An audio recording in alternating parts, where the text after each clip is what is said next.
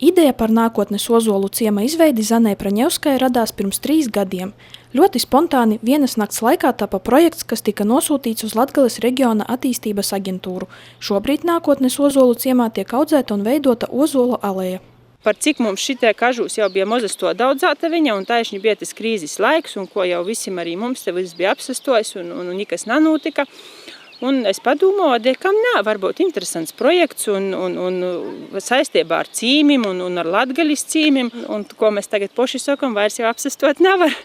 Ir joprīcētī cilvēki un josagaida un jouzjam. Un te doma jau ir lielai skaista, ka kodreiz pēc daudzim godiem kažūs pa visiem ceļaņiem augs uzuļi. Tad cilvēki visas Latvijas, tikai Latvijas varēs braukt un skatīties mūsu uzulu cīmu. Smeltīs spēku pa mūsu uzuļiem, atcerētīs mūsu. Cilvēki nākotnes Ozolu ciemā svin dažādus svētkus, gan dzimšanas un vārda dienas, gan arī kristības un kāzas. Zane uzsver, ka visi svētkos iestādītie ozoli tiek ierakstīti grāmatā un tiem ir piešķirti numuri. Un jāsaka, bez lielas reklāmas ļoti tas kaut ko cilvēka mutī ir aizgojis un brauc kozes, brauc kristobus, brauc cilvēki vienkārši ar ģimeņiem īstodēt. Un šobrīd mums ir arī projektiņš, ka mēs taisēsim pie katra uzuļiņa būs moza šiltēta ar tiem stodētojiem vai vismaz ar godu un datumu, lai katrs varētu atrast pēc godiem savu uzuļiņu. Nākotnes Ozolu ciemā tiek piedāvātas arī dažādas aktivitātes bērniem un pieaugušajiem, kā piemēram zāles pļaušana un izskapts asināšana, malkas ciršana un zāģēšana, kā arī latgaliešu dziesmas un dejas. Šodien mēs savu sezonu oficiālai atklājam, un sezona mums ir dapat, komēr var ībrist, komēr var ībraukt. Pēdējo uzuļiņu pagājušajā gadā stādījām 2. novembrī. Mums ir to, ka Latgalī, jāsaka, man liekas, tos tradīcijas nekot nav aizmirstas, un te cīmu, toda kūpīnu, te ideja un sajauta Latgalī dzēvoja. Mēs esam ļoti priecīgi, ka šodien mums uzaicināja šeit, un tas jau ļoti patika, ka mēs to uzuļiņu izstādījām visi kopā.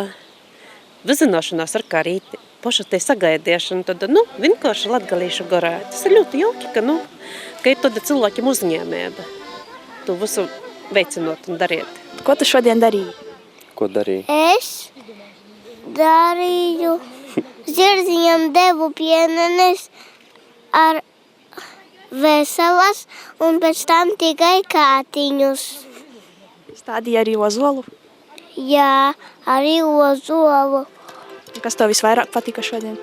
Zirgs. Vispār patīk lauki, jo pilsētā tur mašīnas un tā tālāk, un visu laiku lauki patikuši.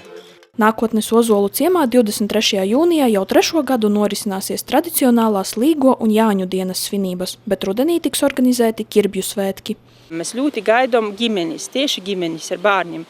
Mums ir vainagu pēšanas darbnīca. Bērni taisa tādus lukturēšus ar joņu zoļiem, ko pēc tam naktī var īkort kūkā uzulā un aizdedzinot.